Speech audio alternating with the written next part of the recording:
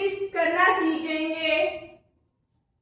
ये वन है तो इसकी मीनिंग लिखेंगे O N E one, one means एक।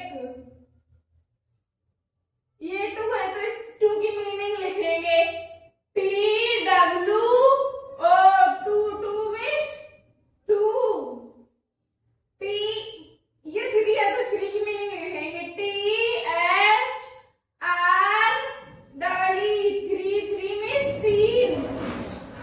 ये फोर है तो यहाँ पर फोर की मीनिंग लिखेंगे F O U R four.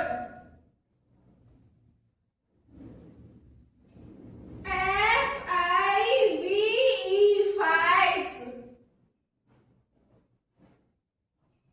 ये सिक्स है तो यहाँ पर सिक्स की मीनिंग लिखेंगे S I X six, six means छह।